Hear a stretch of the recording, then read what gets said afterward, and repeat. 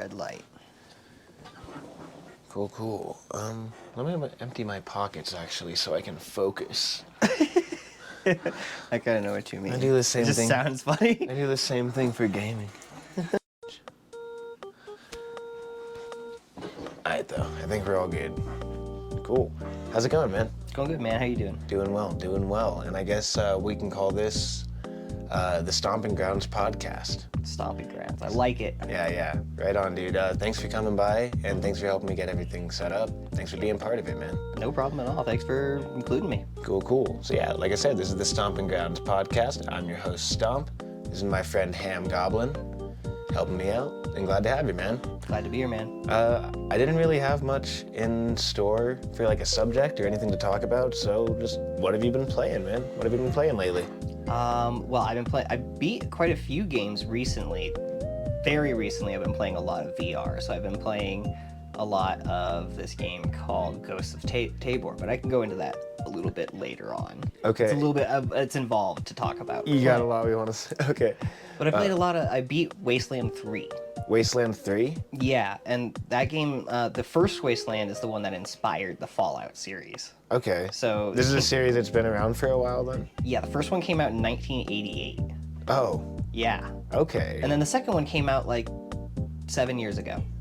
Okay. So there was a big long gap. I think it was funded on Kickstarter. I'm actually not really familiar with the series at all. So how does it play? Can you liken it to anything? Yeah, so it plays a lot like Divinity, or if you've played XCOM, the combat is a lot like XCOM. So like top down, turn-based strategy. Your movements and your actions take up action points, and you have a certain amount per turn. Like, it's very similar to Okay, I like that kind of measured combat. Yeah, but this one's post-apocalyptic Colorado. Okay, so like Fallout. Yeah. Sorry. Exactly. Right, it's in Colorado too. Yeah. What do you know? That's cool. Yep. Again, it's really kind of fun with the Colorado setting too. Yeah, so you get to see landmarks. landmarks. Places we know. Yeah, exactly. Familiar landmarks, things like that. They did that in The Last of Us too, remember? Yes. Seeing like CSU or like whatever Colorado vague campus that was. Yeah. They called it Eastern Colorado University, but the colors were green and gold. Their mascot was a ram, and you're like, okay, I know exactly who you're saying. Yeah.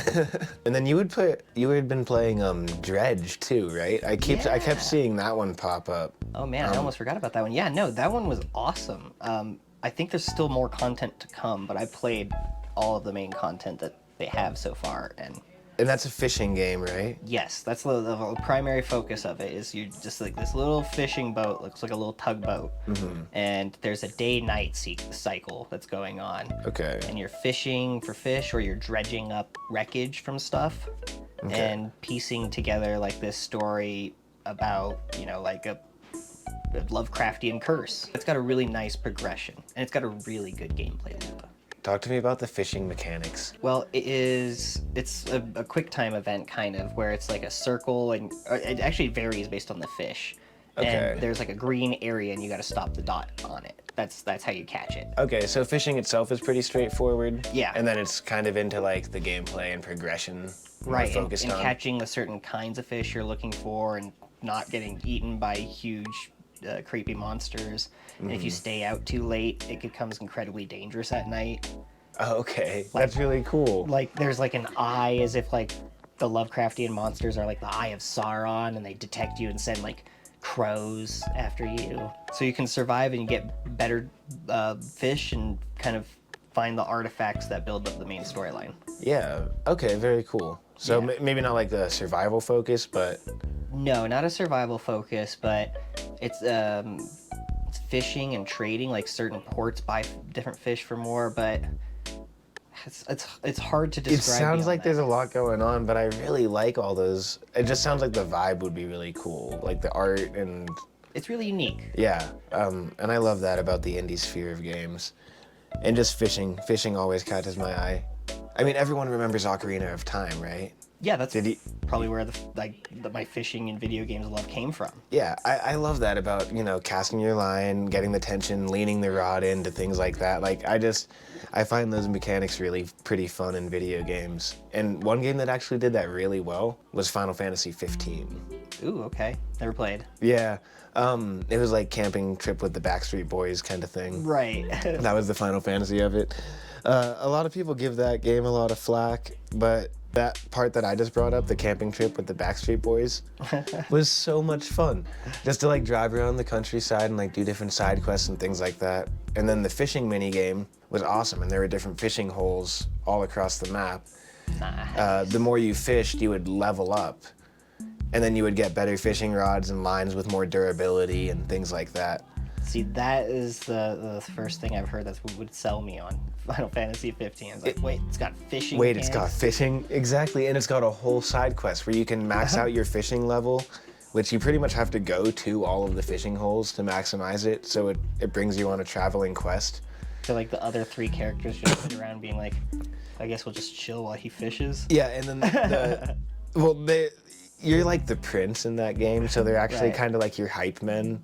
So they're just like, yeah, get that bass. I don't know how much of that is them just like going along with it and like because you're the prince, and how much of it is them actually hyping you up. But That's probably what happens when like Kim Jong-un goes fishing. well, yeah, they seem a little bit more genuine. Oh man! But you go through the whole quest line, and like at the end of it, you get to catch like this legendary fish, and it's like it takes all of the party to like lift it and stuff, and you get this legendary fishing rod. Those are always so satisfying with the legendary fishes. Exactly. So I wish there was a Fishing King game, just something that it was the whole focus. I mean, there are some. There's Yeah, but you end up getting into like pro bass fishing and stuff like that, and it's just it instantly becomes middle-aged dad games. yeah. Which is definitely a genre of games in themselves. But We're approaching slowly. we'll do it. We'll make a good fishing game eventually. You know what the best fit for fishing actually is, though, I think, as far as a control scheme and being involved is VR. Oh, yeah. Which leads us into a great segue Yeah. to talk about VR, like you said you were playing a bunch That's a of. perfect segue. I just love on the VR having the rod in hand, being able to cast and let go with the triggers especially. Yeah. Like those triggers on a VR controller are on a fishing rod. Yeah, exactly. It feels so natural, and then like just to reel it in, and it's super relaxing. You have the whole scenery around you to look into it. It just You don't have to move around or anything like that. no, it feels weird super locomotion. natural. And then like I was just playing like a demo one on Oculus, and but when you would like pull up the fish, you would like grab the fish off the line and then hold it up, and Yeah. those little things about VR are really cool, which yeah is another thing that I wanted to dig in and talk to you about, especially on this like first podcast we have, because Yeah. I consider you kind of like the resident VR expert, at least in my gaming circles. Yeah, I'll take that crown. You've been part of it for a long time. I remember when you first picked up the HTC Vive back in 2016. 2016 is so weird to think that it's that long ago. That was pretty interesting. How does Yeah.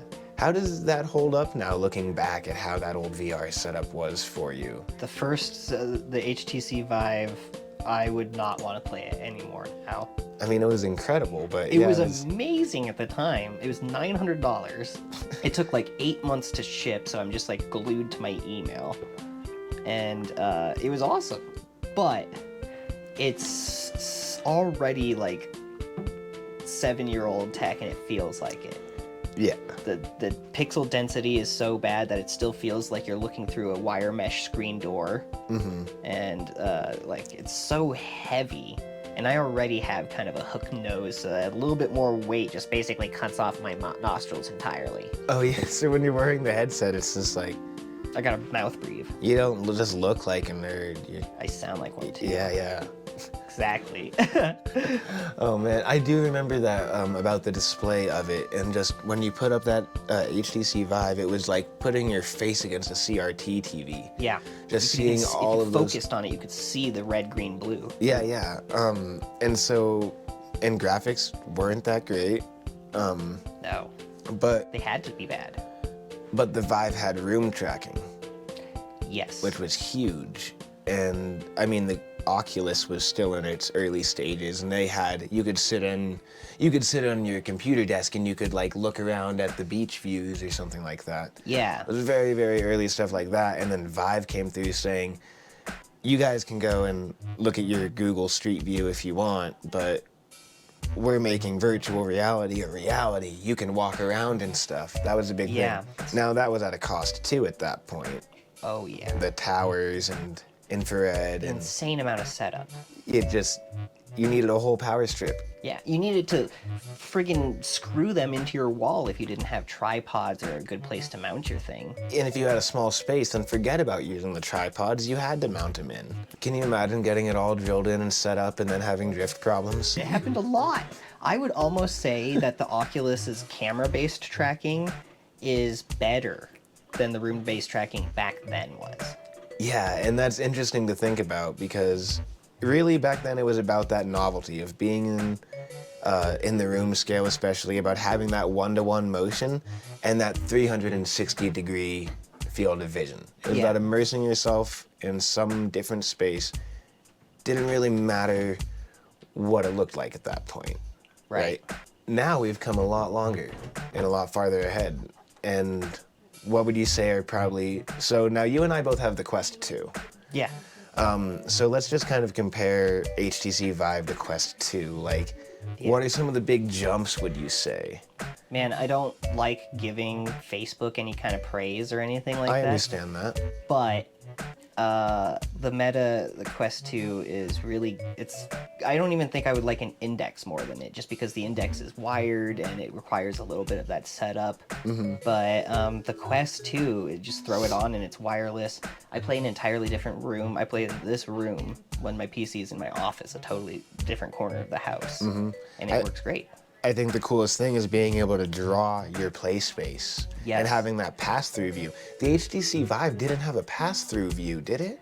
It did have a pass-through view, but it was a single camera, so you had no depth perception. That's really interesting. So yeah, I frequently would be trying to like grab my drink and I'd just be like, or you'd have to take it off and then put it back on and be like, God, I gotta find the sweet spot again, or else I'm gonna get a migraine. Oh, that's funny. I think that is the coolest thing about the Quest is just the wireless thing. I was able to draw play space on that side of the room and one on this side of the room, and I can walk between them. No way. Yeah, That's really cool. and it remembers where the shape of the one over here, and it remembers the shape of the one over there, and it can tell which one I'm standing in. Oh, and yeah. runs it accordingly. And then the cool thing is as well, like once you turn it back on, those play spaces are still created.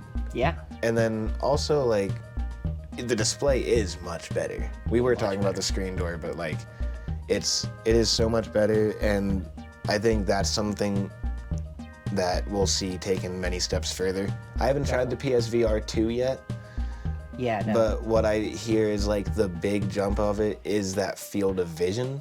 That's the next big one. That way it doesn't feel like you're wearing scuba goggles or something like that. Yeah, which is fine, but we don't wear scuba goggles wherever No. we go. No. So It works for certain games where you're like, okay, I'm a soldier. I would probably be wearing goggles. Yeah. it would probably work really well for Subnautica. Yeah, Maybe a little too well. a little too well. Subnautica does have a VR mode, but you Yeah. still have to use a controller or keyboard, so I'm like, eh. Yeah. And I just get thinking about like what are like the most immersive experiences for VR right now. What makes VR really cool and adds this other depth that you can't get from other games? Part of the immersion and things that kind of separate it from the way you play like other games is just that 3D space and the way you interact with it. So like, for example, if you're good at shooters on the computer, it doesn't mean you're going to be good at a shooter in VR, because there's a whole other axis you're aiming on. Okay. So you can be aiming perfect that way, but if your gun is tilted down, you're going to shoot into the ground. That makes sense, yes. You're adding in a whole new layer of precision. Yep. Which is cool because you can shoot uphill or at an angle around a corner or something like that. You can add that axis in. Yep. It adds freedom, Yeah, you can blind fire if you want to. but it because- also demands skill. Right. Very cool. And that could be made easier maybe with like peripherals. I know we've talked about how holding a rifle in VR feels like holding like a wet pool noodle or something. There's some peripherals, like you're saying, that are really good for that. And I'm sure we'll see more of that kind of come into fruition as the future holds. Some cool locomotion tech would be great too. But Locomotion? Oh, like actually like running a and stuff? treadmill or something like that. Well, we might see a real big resurgence almost of arcades. Yeah.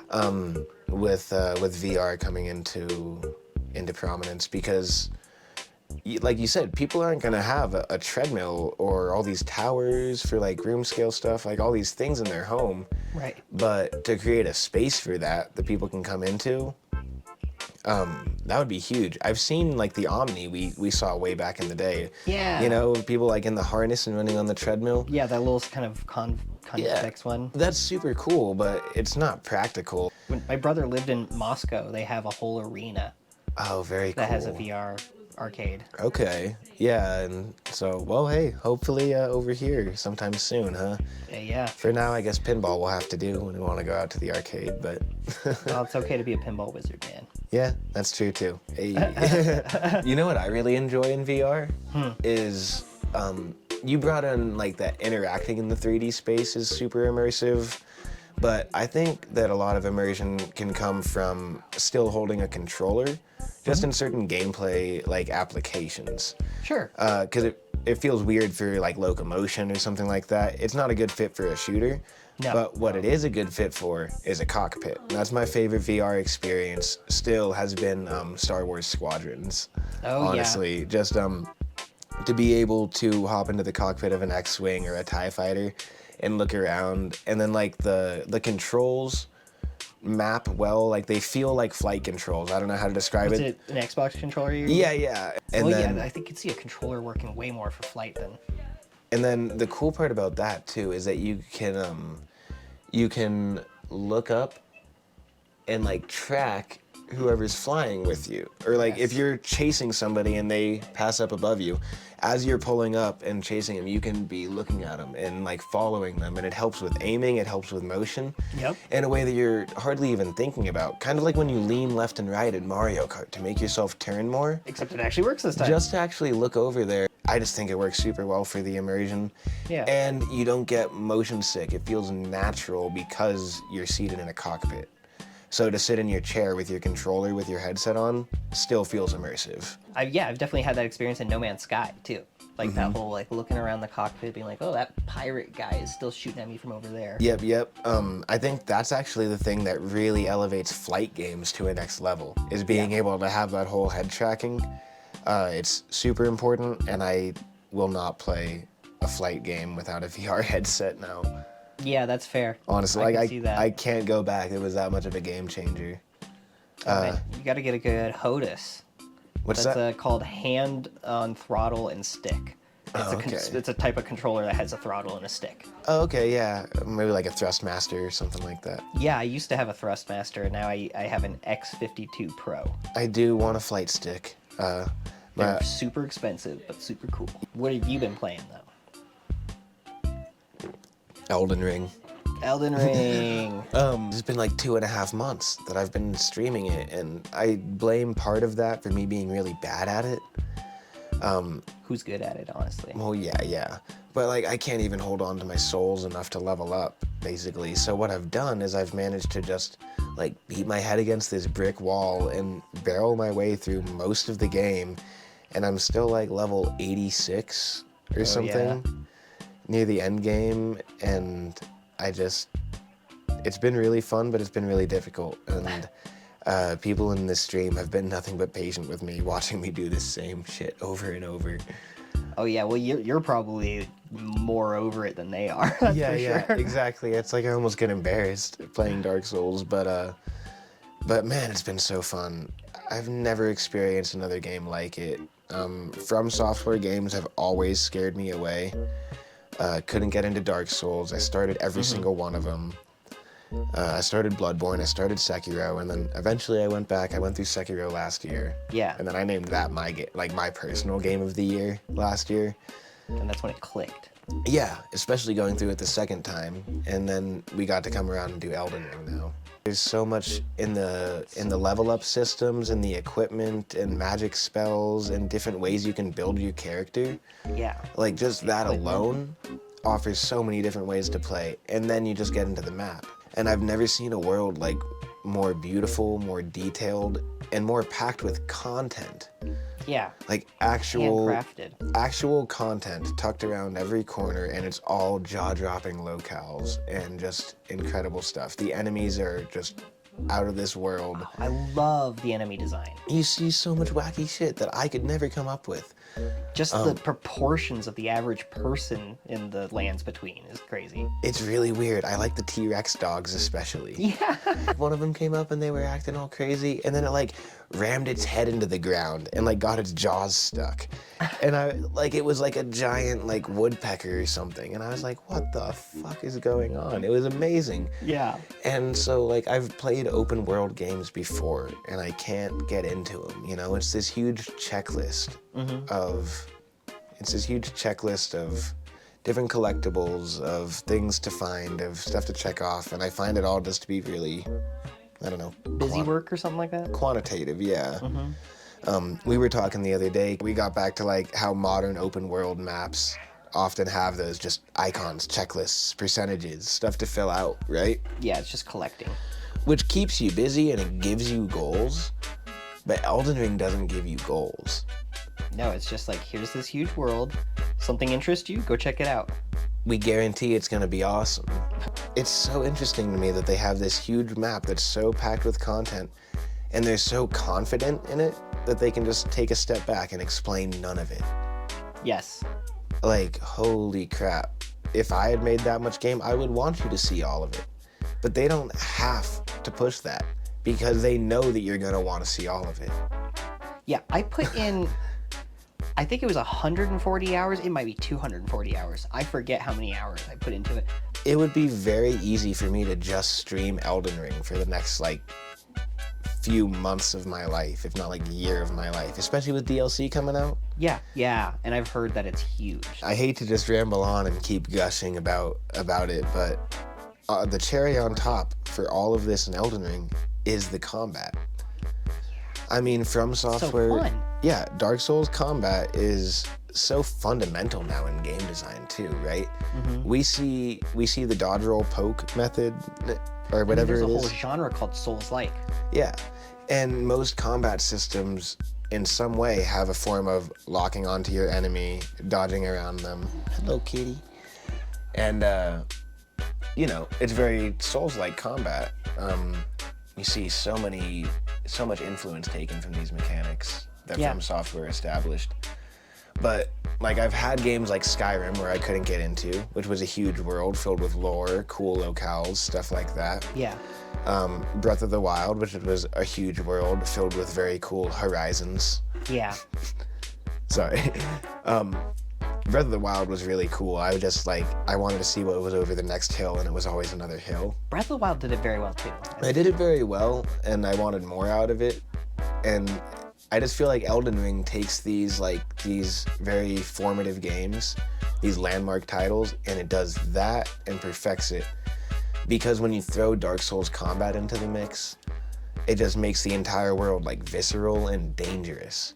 Yeah. And so Scared but want to explore. yeah, so not only is the exploration hugely rewarding, like the combat makes it so too.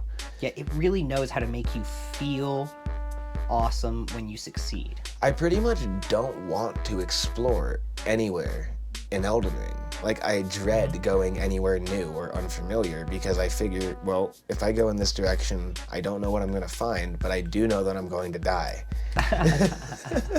Right? So it's Good like, to accept that early. it's this sense of dread, yeah, of this unease of going into an area that you know you're going to have to figure something out and struggle through. But once you get through it, and you go around the bend, and then you find this elevator underground, and then you find this entire ancient city, and like river path, and all these things underground, it's like, oh my gosh, the payoff is insane. The first time you see underground, you're like, there's a whole other layer. Yeah, exactly. And I have been neglecting that in my playthrough. I should go. Can't see everything. That's the one thing, and it's that's what makes it so replayable. Yep, and they're content with that too. Really cool stuff. It feels like there's so many games coming out this year, especially that like I want to get into this retro stuff now, but I want to keep an eye on the horizon, and I need to finish Elden Ring because it's eating up so much of my year, and I love it. I love every moment of it. But Yep. You got to get it out of the way, get ready for the rest of the good games. You got Tears of the Kingdom coming out in 10 days. Yep, that is true. Whitey. Oh, you're gonna eat these? Oh, you definitely shouldn't. Oh, you shouldn't eat those. We can cut this real quick. Oh, that's sweet. Oh, sweetheart. Okay, sorry about that. No, it's okay. Right on, though. Well, thanks for sitting and talking with me about VR. Yeah, dude. It really is cool to see the future of things with that. And that brings me back to the one thing I wanted to kind of wrap up things with, which was just what's on the future, the horizon. So are there games you're excited about? Are there games that you're playing that you're excited about? Yeah. Well, I still have to finish Hogwarts Legacy, but this year we got Tears of the Kingdom. I don't even have a Switch. Lynn has the Switch, and I'm excited to watch her play it. Okay. And then we've got somewhere down the road Starfield. I think that's September that's coming. Okay, Starfield is Bethesda, right? Yeah, it's their new IP that they're trying to launch. It's their first IP since Elder Scrolls. Okay, Elden Scrolls. Elden Scrolls. Elden Ring. Elder Ring. Elden Scrolls. Yeah. That one looks cool too. And I know you've always been into, Fallout, like Fallout 3 and Bethesda's kind of RPGs. So I'm just hoping they've learned a bit. Time will tell. Yep. We'll see. Tears of the Kingdom, man, that looks good. I said I wasn't going to play it right away, and just because there's so much I want to do, and the more I see trailers, I'm just like, I need to play this game. But we'll see. I'll get to it eventually. I have a pretty fun stream block actually planned up coming up this next month. So I'll be doing a Games of the Year block. Nice. As you probably know, before I did a Twitch channel, before I did a reviews blog, anything like that, I had a few gaming channel things I attempted with like some Facebook pages, things like that, where I would write some short reviews about the games I was playing, and I did a few top 10s back in the day too. So I want to go and revisit those Games of the Year. For like a few weeks block, because one of them's a doozy. But I would like to do a charity stream coming up here soon. Sweet. Just trying to find a charity that's important to me and close to my heart. And I'd like to revisit Psychonauts 2. Right. With that. That sounds awesome. So Psychonauts 2 is just such an incredible game to me. I think it's really cool, and it's very important to me, kind of like just emotionally. It's close to my heart. That's dope. So I'd like to do kind of a marathon charity stream running through that game. That's one game of the year. And then the other big one is Persona 5. Oh, nice. All right. So we're going to be doing another run of Persona 5 Royal. It'll be my third time through the game. It's going to be a big palate cleanser there. I went through the game initially on its initial release, and then I went through on Persona 5 Royal. And there was a whole third act of content, and I did not indulge in the extra content early in the game that would unlock the third act of the game. Oh, there you go. So I made a 100-hour mistake. I don't want to talk about it. Well, now's your chance to redeem yourself. I'm feeling refreshed after, a lot of downtime, and I think it's about time to go back to Persona 5 Royal. Dude, I love this game so much. Yeah, I remember you talking about it. And it'll be fun to watch. I'll keep talking about it. But it is a long game, and we'll be doing it, probably a few nights a week or something. Gotta do it in chunks. Yeah, because it's a 100-hour game. We're doing Mega Man Battle Network right now, which has been fun. Yeah, I've been watching that. And just a few other, games here and there, casual on the channel. So lots of fun stuff planned the next month. And I know you stream as well. Do you have any plans with that? Are you going to be streaming just more Tabor? Like, what has been going on your channel there? I've been playing a lot of Tabor. I've been streaming some Counter-Strike. I'm terrible. I'm Silver 1, which is not a very good tier, but I have fun. Tabor, Counter-Strike, right on. Yeah. I think that's about all the time we have today for a podcast conversation. I think we did it. I think so. Thanks again for joining me, brother. Yeah, man. It's been fun. Yeah. We'll catch you around next time, okay? All right. Right on. Stay sleazy. keep it breezy.